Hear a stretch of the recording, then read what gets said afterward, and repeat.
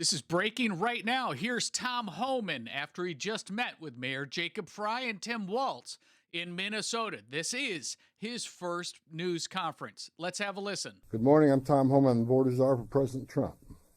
I'm here on behalf of the President, along with U.S. Commissioner for U.S. Customs and Border Protection, Rodney Scott, and Marcos Charles, who's leading the enforcement effort here right now. I've been on the ground since Monday to regain law and order in the city beloved by many, and work together to remove threats from the community. During the past administration, we'll all remember, more than 10 million illegal aliens entered this nation. Many were national security threats, public safety threats. Exactly. We can't remember over 2 million known gotaways. 2 million people who paid more to get away. It's petrifying. Why? That should scare the hell out of everybody. President Trump promised American people, including the residents of Minnesota, that he would work to ensure our communities are safe. And with that, this administration is absolutely focused on identifying removal aliens that pose a public safety threat and national security threats. And the numbers prove it. The data proves it. In the past few days, I've met with Governor Walz, Attorney General Ellison, Mayor Frey, numerous police chiefs and sheriffs, and I have more to meet. I'll also be continuing the dialogue with business and religious leaders in partnership with Minnesota, your communities. I'll be meeting with them too because I want to hear what they have to say. In my meetings with folks so far, and most important, the governor and the AG, the Mayor Frey, we didn't agree on everything. I didn't expect to agree on anything. I've heard many people want to know why we're talking to people who they don't consider friends in administration. Mm-hmm. Bottom line is you can't fix problems if you don't have discussions. Exactly right. I didn't come to Minnesota for photo ops or headlines. You haven't seen me. I came here to seek solutions, and that's what we're going to do. And we've come a long way, and we got some good wins for the people of Minnesota, I think. Look at his pacing and look at his tone. He's dead serious and dead focused. Nothing is changing. One thing we did agree on, though, as far as the Trump agenda, that's for sure, was that community safety is paramount. One thing we all agreed on was U.S. Immigration Customs Enforcement is a legitimate law enforcement agency that has a duty to enforce the laws enacted by Congress and keep this community safe. Like I've said many times for the last several years, even before this administration, jurisdictions that refuse to cooperate with federal immigration authorities are sanctuaries for criminals. Exactly. Sanctuary cities are sanctuaries for criminals and endangers the residents of the community. To be clear, we did not agree with Minnesota state and local officials that they would be involved in immigration enforcement. I didn't ask them to be immigration officers. I'm asking them to be cops working with the cops to help us take criminal aliens off the street. What we did agree upon is not to release public safety arrests back in the community when they could be lawfully transferred to ICE. I'll speak more about that. I will highlight that the Minnesota State Prison System under the Department of Corrections have been honoring ICE detainers. Good. And we appreciate that important collaboration, and we're going to expand upon that. That decision has made Minnesota safer, not only for residents of Minnesota, but the men and women law enforcement. Not just ICE, all law enforcement. Rather than arresting the same public safety threat, significant public safety threat over and over again, they agree to work with us to identify those people and remove them. It's awesome. I'm also pleased to announce I had a very good meeting with Attorney General Ellison, and he has clarified for me that county jails may notify ICE of the release dates of criminal public safety risks so ICE can take custody of them. This is a huge win. We've not upon had their that. release from the jail. And let me tell you why that's important. I know people are a lot concerned about the manpower has been sent in law enforcement manpower. Look, I've said this many times before. I've said it for the last several years. Give us access to the illegal alien public safety threat and the safety and security of a jail. It's common sense. It's safer for the community, it's safer for the agent, and it's safer for the alien. Exactly. Because anything can happen on a street arrest. It just makes common sense. And for the people that argue, well, we're a welcoming community because we want victims and witnesses of crime that are here illegally to feel safe to come to police without fear they're working with ICE, we're not going to talk to the victim and witness of crime. There's no problem there. They should feel safe to come to police and ask for help. All we want is to talk to the person that local and state law enforcement authorities locked in a jail cell. They chose to lock this person up. That's who we want to talk to, the public safety threat. So that argument is that protects victim witnesses of crime. It's a bunch of crap. Victims and witnesses of crime don't want the bad guy back in their neighborhood either. So great progress with the Attorney General. Man, there should be no doubt that Tom Homan is the right guy. This is exactly one thing. The person and the time for him. It takes less law enforcement agents to do the job. One agent can arrest one bad guy in the safety and security of a jail where he's behind the wire. We know we don't have weapons. But when you normally release that public safety threat, illegal alien back in the community, we have a job to do. We're going to arrest him. So we're going to find him. And what happens is now we got to arrest somebody on his turf. We have access to who knows what weapons. Exactly. Now we got to send the whole team out. Cover the back door, cover the front door, officer safety reasons. Then because of the hateful rhetoric and the attacks on ICE officers, now we got to send a security team behind the arrest team. So what could have been done with one person in a safety and security jail, now we got 15, 16 people out there doing it. I know that causes stress in the community. So if we get these agreements in place, that means less agents on the street. Mm-hmm. More agents in the jail means less agents in the street.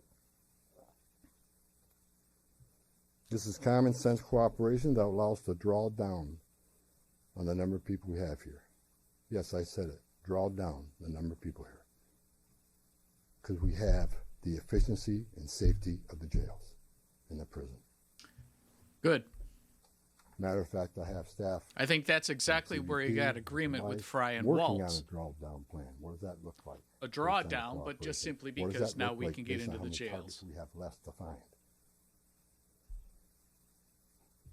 In my meetings with Governor Walz, AG Ellison, and Mayor Frey, as well as state and local law enforcement, again, I appreciate they all acknowledge that we do have federal immigration laws in this country that have been passed by Congress, and that ICE is in fact a legitimate law enforcement agency charged with enforcing those laws. We're not making this up, folks. ICE is enforcing laws enacted by Congress. They're a federal statute. That said, I'm not here because the federal government has carried this mission out perfectly. First thing I said to senior staff when I walked in here is what I told you earlier. I didn't come here looking for photo ops or headlines. I come here looking for solutions. I do not want to hear that everything's been done here has been perfect. Nothing's ever perfect. Anything can be improved on. And what we've been working on is making this operation safer, more efficient, by the book. He's setting the tone. This is outstanding. The mission is going to improve because of the changes we're making internally. Setting the tone both inside the organization and obviously outside. Is perfect. And President Trump and I, along with others in the administration, have recognized that certain improvements could and should be made. That's exactly what I'm doing here. As such, in meetings I've had with federal law enforcement managers, including ICE and CBP and other federal partners, as well as state and local officials, I have conveyed the President's expectations with regard to federal immigration enforcement efforts. We will conduct targeted enforcement operations. Targeted. What we've done for decades. When we hit the streets, we know exactly who we're looking for. Good idea where we may find them. You have a criminal history. You have their immigration history. A lot of information about this person that we get from numerous. Again, this has been a Democrat talking point that they're just going around picking up anybody they see. It's not been the case, and won't be the case going forward. That's traditionally been the case. There you go. And that's where we're going. That's what we're going to continue to do and improve upon that. With a prioritization on public safety threats. I want to be clear. I don't read a lot of social media. I don't read a lot of media. I don't believe half what I see. We are not surrendering the President's mission in immigration enforcement. Let's make that clear. Prioritization of criminal aliens doesn't mean that we forget about everybody else. That's just simply ridiculous. But when you have a criminal standing here and a non-criminal standing there, that criminal always should be targeted first because he's a significant concern to the safety and security of the community. By at large for decades, ICE and CBP have carried out their duties with integrity, professionalism, and compassion. That remains the expectation of President Trump, and I will, hold our agents and officers to that standard. I'm almost done, and Tom can be Tom. As far as the agitators, that said, I want to reiterate and make very clear.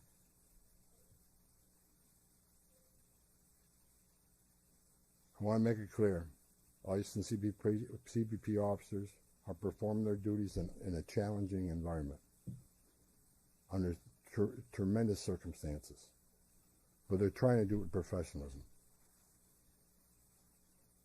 If they don't, they'll be dealt with. Like any other federal agency, we have standards of conduct. They are sworn law enforcement officers working tirelessly to enforce our country's border security and immigration laws, protecting the interests of our country and preventing dangerous people from walking the streets of this nation when they're not supposed to be here to begin with. Men and women of ICE, I was a Border Patrol agent. I was an ICE agent. I was the first ICE director that came up through the ranks. I spent over 40 years doing this. These men and women that carry that badge and gun are American patriots. They put themselves on the line for this nation every day. But I want you to remember, they don't hang their badge. They don't hang their heart on a hook every day they come to work. They're mothers and fathers too.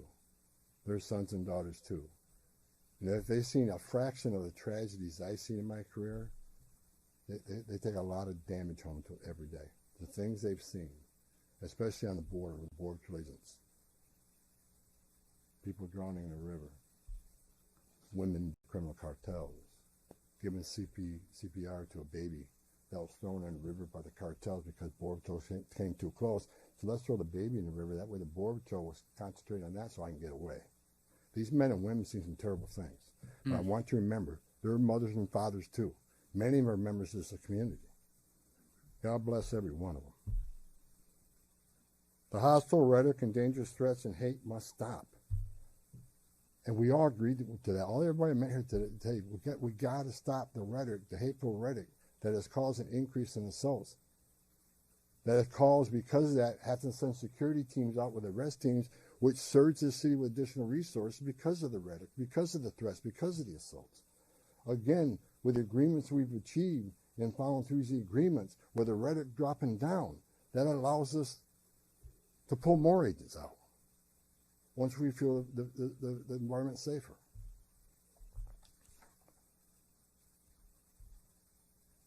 I begged for the last 2 months on TV for the rhetoric to stop. I said in March, if the rhetoric didn't stop, there's going to be bloodshed. You did. We covered that. I wish I wasn't right. I don't want to see anybody die. Not officers, not members of the community, and not the targets of our operations.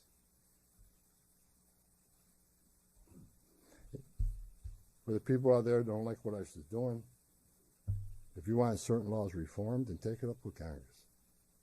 Again, ICE is making this up. They're enforcing laws enacted by Congress and signed by the president. The same laws have been on the books for the last 6 presidents I worked for. I started with President Reagan and ending with President Trump. Every administration, we enforce the same laws. Brings up a great point. What's changed? Instead of protesting this building, the progressives have hijacked the Democrat parties. What's changed? Obama gave him a medal. You have your Tom First Homan Amendment a medal. We covered that as well. You have the right to protest. I'm just asking you to keep it peaceful. But threatening law enforcement officers, engaging in impeding and obstruction and assault is never okay. And there will be zero tolerance. You interfere, impede, assault ICE officers, you will be arrested. Like I said a bit earlier in my meetings with Governor Walz and Ellison and Frey, as well as state and local law enforcement, I appreciate they acknowledge this, that public safety should be paramount. The chiefs I've talked to committed to responding to 911 calls when protesters turn violent, agents are in a dangerous situation, and there's assaults. They have committed to upholding public safety and responding. Which is something they have not been doing. Not to doing. enforce immigration law, but to keep the peace. Exactly. With that, I call upon those officials to stand shoulder to shoulder with us to tone down the dangerous rhetoric and condemn all unlawful actions against law enforcement in the community. There are many ways your voice can be heard, express your feelings, and affect change in the country without crossing that line. Political and other disagreements in this realm should not be at the expense of public safety or the safety of federal law enforcement officers. In closing, I want to thank the state and local officials here in Minnesota that I met with and the many I'm going to meet with. We've had meaningful dialogue. And look, again, we didn't agree on everything, but we agreed on the things I just talked about. There's much more we can do. And I'm going to continue this dialogue. I got many more community leaders to talk to. I got many more sheriffs to meet. President Trump wants this fixed. And I'm going to fix it. With your help. That's the line of the meeting so far, or of the press conference. conference. To public safety and prosperity of every American. Under the President's leadership, we have the most secure border in the history of this nation, which means less women are being raped, less children are dying crossing that border, less fentanyl is getting in this country to kill Americans, less known suspected terrorists are crossing that country. And we don't have 2 million unknown gotaways. We don't know who the hell they are. A secure border, we have stronger national security. A secure border saves lives. When 96% less people come in, how many women aren't being assaulted by members of the cartel? How many people aren't dying making that journey? How many Americans aren't dying of fentanyl overdoses? How many women and children aren't trafficked in this nation? The data proves it. Anybody can find that. And those are all the headlines that the media should be running with, but they're not. And you can see, I'm sure when he gets to the reporters' questions, that some woke reporters are going to totally ignore all of those important points and just go after their little progressive hit pieces. Significant coordination and cooperation, and you're going to see some massive changes occurring here in this city. Thank you. Mr. Holman, right here. Thank you so much, Mr. Homan, Giovanna Delon to the Associated Press. Based on how you have described these changes in the mission, can you be more specific about the objectives of Operation Metro Surge? If what you have described changes the parameters for interior enforcement only in Minnesota or also in Maine and other places?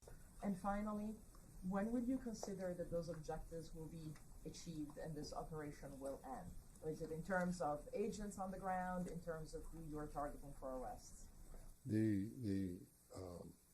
withdrawal of law enforcement resources here is dependent upon cooperation. Like I said, one agent arresting one bad guy in jail means less agents on the street. We have some agreements. We got more to talk about how we're going to implement those agreements. But as we see that cooperation happen, then the redeployment will happen. Look, target enforcement operations should happen across the nation. That's what we've done for decades. And with target enforcement operations, I've done many of them. It just makes it safer for everybody. When we know exactly what we're looking for, what is his criminal history, what is his immigration history, where's he live, is he in an apartment complex versus a house, has he got a known record for having weapons, it's safer for everybody. Then we know what type of resources we need to go. And, it just makes this operation cleaner, more efficient, and it's proven less violence when we know exactly what we're getting into and we can take the necessary precautions to keep everybody safe. Some of the operations that I've been involved in, we know there's children in the house based on surveillance. So we know you got to be a little bit different when you go into the house because there's going to be children present. So target enforcement operations, the way we've always done it, I think we got away from a little bit. And we're going to make sure we do target enforcement operations. And look, I will say it again, we are not surrendering our mission at all. We're just doing it smarter. Shimon Prokopez from CNN. Mr. Homan, how did we get here in terms of you had Greg Bovino, who was the face of this immigration operation, the mission, as you say, to having border patrol agents in the interior of this country, stopping U.S. citizens, asking them for ID, creating this fear in places like Chicago and now here. And then finally, it took really the death of Alex Petty for us. Not surprising. This is the question from CNN, happen? Right? Who made the decisions to allow this kind of operation to proceed in this way and to create such fear? Well, look, the Border Patrol, last 4 years under Joe Biden, we had an open border where 10, 12,000 people a day are coming across the border. Border Patrol got overwhelmed, which means we sent thousands of ICE agents down there to help deal with that humanitarian crisis, to help secure the border. Now we have millions of people released in this nation, many unvetted. Now we got to find them. Before the big, beautiful bill, we had a total just under 5,000 deportation officers to look for millions of people, many in public safety threats. So yes, we needed Border Patrol to come and help on our mission now. Mm-hmm. And the reason for the massive deployment is because of the threats, because of the violence. Our officers need to be protected. If I'm on an operation, an arrest team, I'm going to a house, I got to be busy with that guy, the dangerous guy, and I can't keep looking over my shoulder at what's happening outside the house. So we brought extra resources in to provide that security. And as I said, as we drilled down on these great agreements we got and this great understanding we have means less. So we can draw down those resources. When the violence decreases, we can draw down those resources. But based on the discussions I've had with the governor and the AG, we can start drawing down those resources as far as those looking for public safety threats being released and do it in the jail with much less people. So the drawdown is going to happen based on these agreements. But the drawdown can happen even more if the hateful rhetoric and the impediment and interference will stop. So Border Patrol, I was a Border Patrol agent. These men and women are patriots. God bless them. They're here to help us. And the drawdown will come soon depending on when this actually, I see this in play. He's not going to do it before, obviously, Minnesota starts to live up to what they should have committed to earlier and now did commit to. They've been doing this for 40 years. Just a Tom Homan. follow-up. First off, Ben Burkbaum, Real America's Voice News. On behalf of Ben's the awesome. American people, I just want to say thank you to you and to all of the agents that are putting their lives on the line to go after the people that were allowed in. He's done this report has done a ton of work at the border. In the media, the honest media, covered up by many of the media that are behind me. We want to say thank you, and to all the men and women that are out there. Can you talk to us about what's being done with the leadership on these signal chats, on these WhatsApp chats that are organizing the attacks against you, the obstruction against you? Are we going to be arresting those individuals as well? And to the folks out there in America that voted for this, that want mass deportations because they saw a mass invasion under Joe Biden, what would you say to them? How are we going to get to that point? Well, first of all, about the organization and the funding of the attacks on ICE. I'm not going to answer a lot about that because I'm not going to show our hand, but they'll be held accountable. Justice is coming. Again, we got to all remember why Justice is coming. The question from CNN: why are we here? What started this? 4 years of an open border, where millions of people are let in this country unvetted. Remember, let's not forget, for 4 years we were told the border secure. 4 years we were told the border secure, and we all knew it wasn't.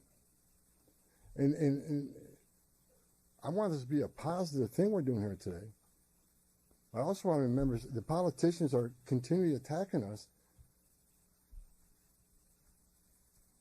Where were they the last 4 years when the number of women and children sex trafficking went all-time high? Where were they when 250,000 Americans died from fentanyl coming across the border? Where were they when women and children are dying making that journey? Exactly right. Where are they now on those points? Over 4,000 families making that journey died, historic record. Where were they? Not a word. Now we're just trying to respond to what happened the last 4 years and keeping this country safe. And we're arresting a lot of public safety threats, take them off the streets, which make this country safer. President Trump promised to make this country safe again, and that's what we're doing. But my 2.5 days up here, we made a lot of progress. I think everybody agrees on the criminal and public safety threats. They agree it's much safer and easier to arrest an alien in a facility than send a whole team out in the field that's going to draw anger, because now we got to send a bunch of people to do something that could have been done by 1 or 2 people. And I've said this for years. I have no ill will to anybody in Minnesota. All the people I talk to, we're never going to agree on everything. We have different philosophies and different opinions on immigration, but we all agree this is the way to go to reduce safety, reduce crime, not reduce safety, reduce crime and increase safety for our operations. More people in the jail means less people on the street. It's simple math. Lana Zach, CBS News. Everybody I've spoken with agrees that if somebody has a violent criminal history and is a fugitive, they don't want them as their neighbor. But when you're talking about a targeted operation, and are you talking about targeting people whose crime is coming to this country, or is it a more specific definition now? All operations will be targeted, but the prioritization are going to be criminal aliens, public safety threats, and national security threats. I've met with Marcos and his staff. We got to allow them. We got to allow them to keep us busy. So that would be our focus. But that is enough that's what, there is not going to be a focus on people who have no other crimes except for their status. If you're in the country illegally, you're never off the table. But prioritization doesn't mean you forget about everybody. So let me say this. If the message we send is you can enter this country illegally, it's a crime, don't worry about it. You can have your due process, show up in court, not show up in court, get ordered removed, don't worry about it. Unless you commit a serious crime, you're good to go. If that's the message we send to the world, you're never going to fix this problem. The most vulnerable people in the world will make that dangerous journey like they did under the Joe Biden administration. Over 4,000 aliens died making that journey. And it's, again, a significant increase. Because when they did that and opened those borders up saying, we're not going to detain you, we're going to give you free health care, we're going to fly you to the city of your choice, put you in a free hotel room, give you 3 meals a day, and give you work authorization, we're just going to bring you in. And when they did that, they sent a message to the whole world, you can come and do this. And what happened? They overwhelmed the men and women of the Border Patrol, where many days 70% of agents were pulled off that line. 70%. You don't think the criminal cartels had a field day with that? They created gaps for the cartels do their activity. And that's why you've seen the rise in fentanyl overdose. That's why you saw the rise in sex trafficking. The 2 million plus known gotaways, why did they pay more to get away? Why didn't they pay less turn yourself in, get released within 24 hours. You get a free airline ticket to the city of your choice. We're going to give you a free hotel room, and we'll give you free food and free medical care. And you're going to get work authorization in 6 months. Why did 2 million people choose to pay more not to take advantage of that giveaway program? They didn't want to be vetted. They didn't want to be fingerprinted. That scares the hell out of me, and it does still. The Trump administration with ICE and Secretary Noem and Marco Rubio and the intelligence community, Tulsi Gabbard, we're all working together to try to identify who these people are, and we've already found many of them. But it's hard work to do. But there are national security threats walking this nation because of the last administration, and they are one of our main priorities too. Thank you. Can you please be specific about how many ICE and how many Border Patrol agents are currently operating in the state? I think we're near 3,000. There's been some rotations. Another thing I witnessed when I came here, I'll share this with you. I met with a lot of people, a lot of the agents. They've been in theater. Some of these people have been in theater for 8 months. So there's going to be rotations of personnel. Hopefully less now that we have some agreements. Maybe we can make it more efficient and safe. But they've been in theater a long time. And so, there's rotations happen all the time to get people out of here and go home, get some rest and see their families. Day after day, can't eat in restaurants, day after day, having people spit on you and blow whistles at you, day after day, having all these threats at you, day after day, having people trying to interfere with you, day after day. They're human. So, we've got to rotate these people, and we've already rotated some, but my main focus now is drawdown based upon the great conversations I've had with your state and local leaders. Again, I'm not a fool. I'm not walking away without seeing this put in place, but I take the word of the people I met with. I think they're honest, and I think they're good brokers, that they want public safety protected, and they also want what's happening in the city to go away. And that's my goal. Last question in the back. Mullen Newsmax. The new video of Alex Preddy is now circulating. Your reaction to that, and do you think law enforcement could have played a role if, let's say, Minneapolis police were able to respond to that? Have those top law enforcement officials said they'll help or do anything to help these agents around here? I'm not going to comment on any of these shootings. I said from day one, I said on any of these shootings, as a career law enforcement officer, we'll let the investigation roll out, let the investigation play out, and let it go where it goes. I'm not going to come out and make any comments that I think is right, wrong. Do I have an opinion? Yeah, my personal opinion, but I'm not going to share that with you. I'm going to tell you, let the investigation play out and see where it goes. But again, the president, one of the words he said to me when I came up here, he said he didn't want to see anybody die. The less interference, the less rhetoric, the less, I have buried Border Patrol agents and I buried ICE agents throughout my career, and the saddest thing I've ever done is hand a folded flag to a wife or a child. I don't want to see anybody die, even the people we're looking for. I don't want to see anybody die. And despite what people think of Tom Homan, I say a prayer every night that everybody goes home safe. This isn't good. But I think my conversations the last 2.5 days are leading us to a safer community. Letting ICE officers operate in the safety and security of a jail more than on the street. I think anybody here with common sense would say it's safer to arrest a public safety threat in the safety and security of a jail. And let me tell you, what is that going to result in? Less collateral arrests. Mm-hmm.